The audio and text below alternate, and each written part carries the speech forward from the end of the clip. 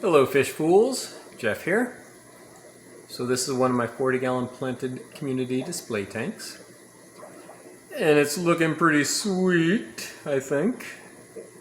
I just did a water change on this last night and removed some of the anacharis and water sprite that was getting overgrown, and as it is now, I'm digging it. I was gonna do this update, actually I decided to do it about an hour ago, but then I just sat inside of watching the tank and I just got hypnotized. But yeah, I'm liking it as it is, just the way the setup and the balance. I think it's like just the plants and the fish and everything, where this area is like open. Before the water change, there's more water sprite floating on the top. These pieces were loose. The anacharis was growing over, and it was covering the whole tank. But as it is like this, this is pretty sweet. Nice open area, enough open space for the fish to swim, enough plants spread out, and the fish are looking cool.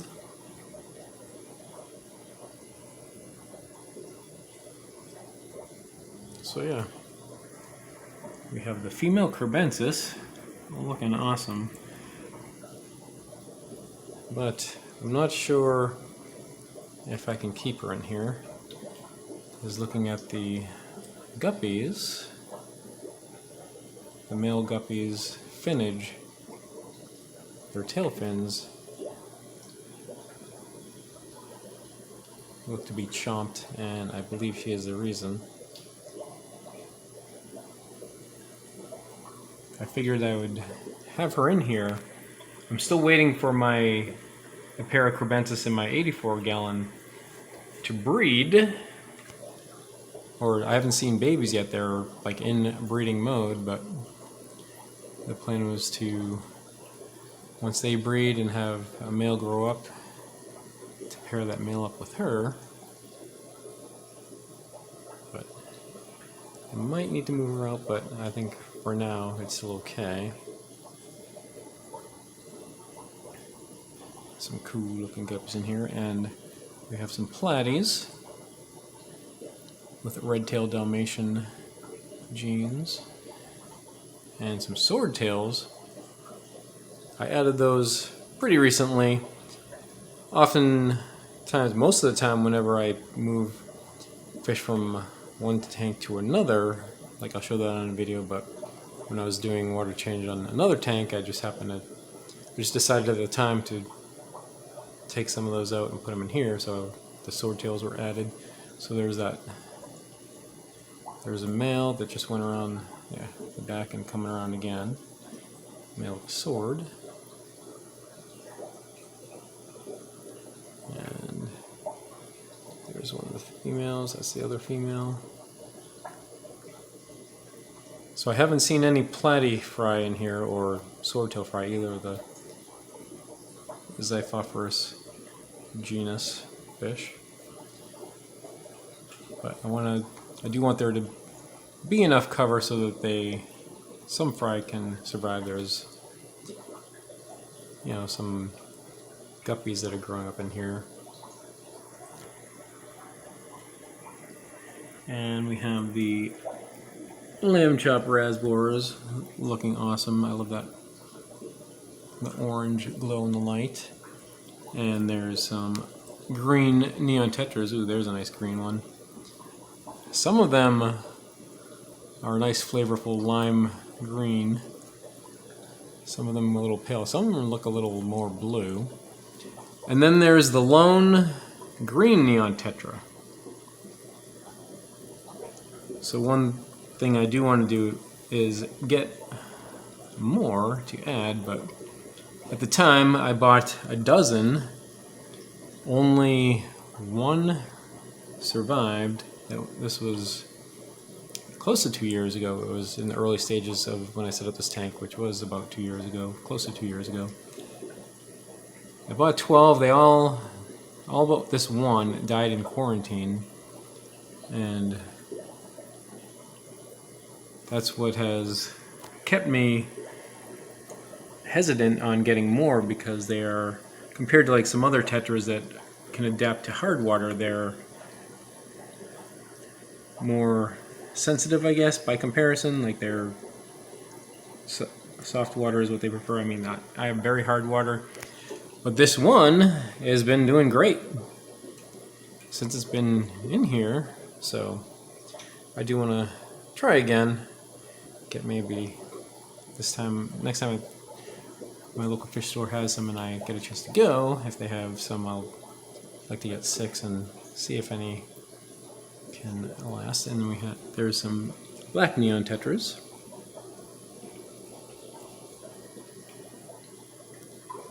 And there's a few guppies like this. This one is like handicapped. Just doesn't swim straight, whatever, swim bladder problem or something. And honey gourami right here. I dig gouramis. I love their little whisker type fins. And there's a Siamese algae eater. This one is a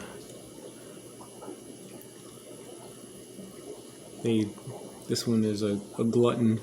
It's just like fat and just kind of lays low like that often, kind of rests because they're just like constantly grazing. I pointed out in another tank where I had a couple of Siamese algae eaters that were just, for whatever reason, weren't eating algae, but this one keeps this tank free of algae. And when I first added it to this tank, it had a staghorn algae problem, and shortly after adding it, it cleaned it up. And like all the other nuisance type algae, like green hair algae and blackbird algae, haven't had any issues with that in here, and I believe it is thanks to the Siamese algae eater. And there is a Venezuelan corridor. So I have 2 Venezuelan corridors in here. I bought 6 from a Petco sold as red sailfin Venezuelan corridors. And there's the other one. And then I bought, I believe it was 6 from Aquahuna, sold as orange Venezuelan corridors. They look the same, if they are actually the same species, but that's kind of what I'm going with. Yeah, I bought 6 from Petco, only 1 survived, the rest died in quarantine, and same with the ones I bought from Aquahuna. I think I bought either 4 or 6. I believe it was 6, and they all but 1 died, but since they've been added in here, they've done great. And there's Melani corridors, Melani corridors, false bandit corridors. Why they're false and what would regular bandit corridors be, I don't know the difference, but those are cool. I have a group in here.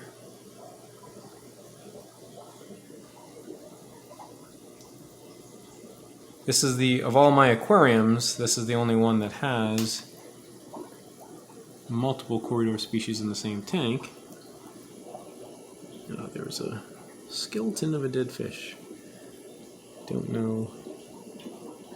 Probably a guppy, but I'm not sure. Didn't notice any sick or dying fish when I did my water change yesterday, or didn't notice that. I mean, I did see. There's a guppy right there that's not doing well, laying low. Another melanite corridor right there. And these guppies, there's another one that's kind of handicapped. So there's Endler genes in here too. So some of these guppies are guppy Endler hybrids. And there is an autosynclus. That's a nice fatso. It's nice. so they can get fat bellies like that.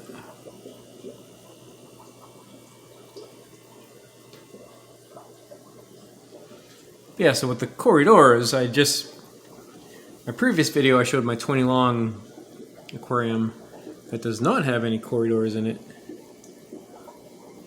One thing I might do is just move these two out of here into that tank, and then maybe get some more orange or red sailfin, whatever the source I get them from, get some more to add to them, and that can be the group of corridors in that tank.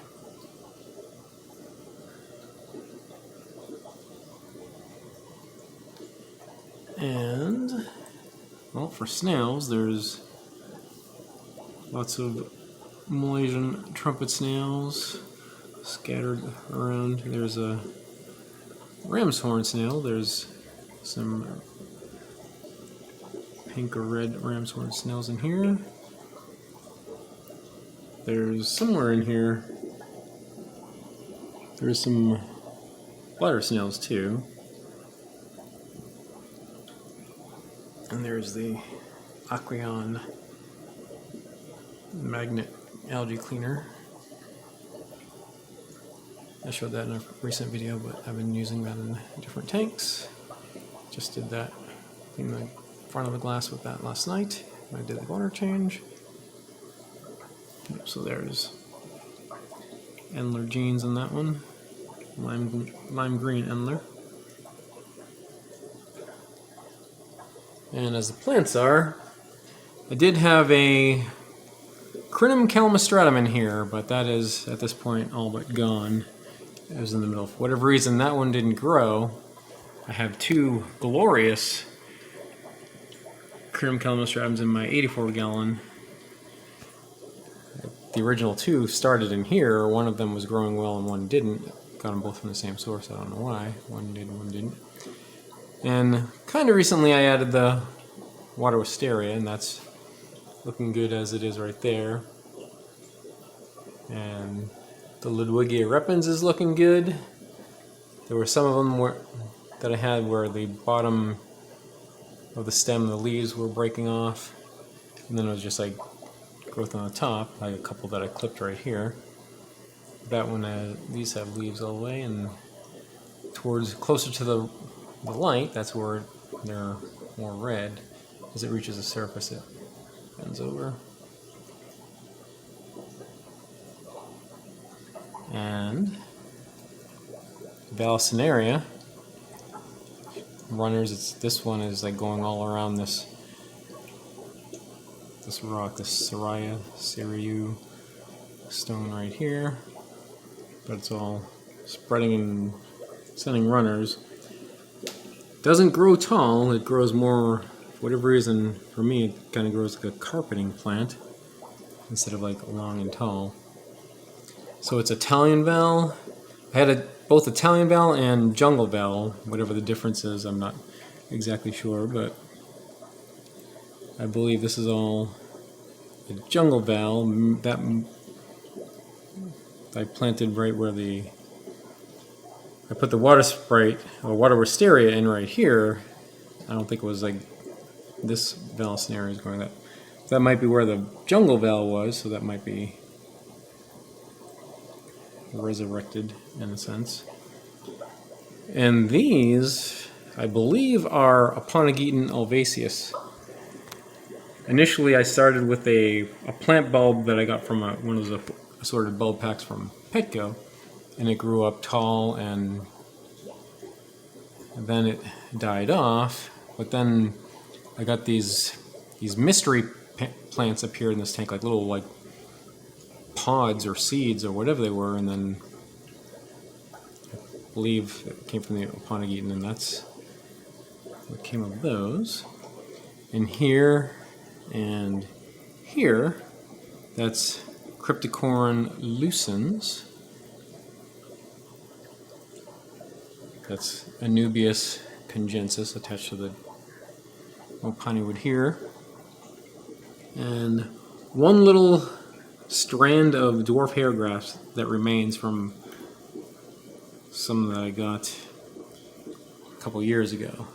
I initially had some over here, kind of like died off, but some of them like grew little runners and nearly all gone. When I did the water change last night, I was pulling out plants off the surface. There was one little strand of that, so I just stuck it down here. So see if anything can come from that. And then in the back, that's an Amazon sword. Of all the Amazon swords I've had along the way, that's the biggest one that grown the most. I remember going back almost 6 years ago when I got back into the aquarium hobby. That was one of the first plants that I got. The first one was like one of the first like 3 or 4 plants that I got, but it was the first one that showed any growth. I remember at the time it was really cool seeing plant growth in an aquarium, but yeah. The original plants that I had in other tanks have lost those, but this one is growing nice and magnificent. So this water sprite, mostly it's growing on the top. I've made multiple attempts to try to plant the stem in the substrate to take hold, and it doesn't, so hopefully, I think it will this time, because it's has more of a base, and as it grows up like this tall, it looks pretty cool. And Java Fern Wendelev on the Mopani wood right there. That's spreading out, looking good. In the back, see a little bit right there, that is Crypticorn lutea.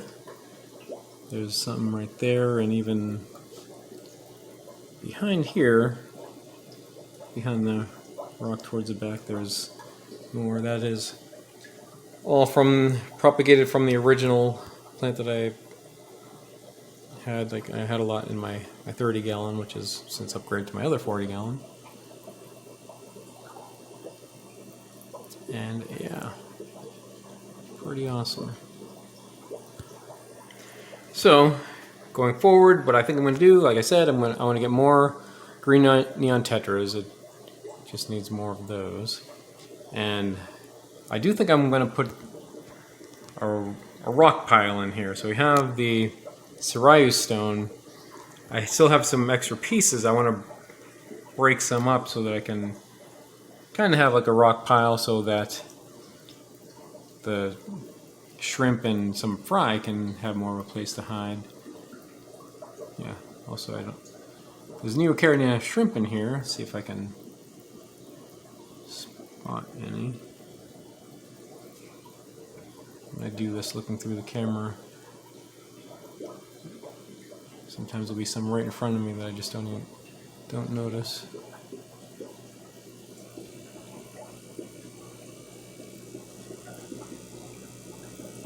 Well, there's a bladder snail anyway.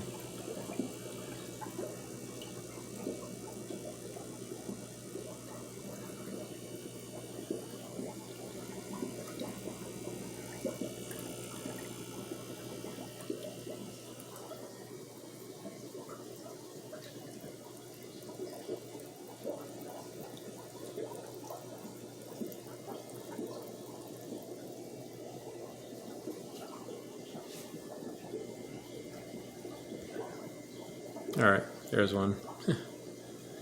Probably passed several of them. There's another. Those two are kind of colorless, but there's some darker colored ones in here.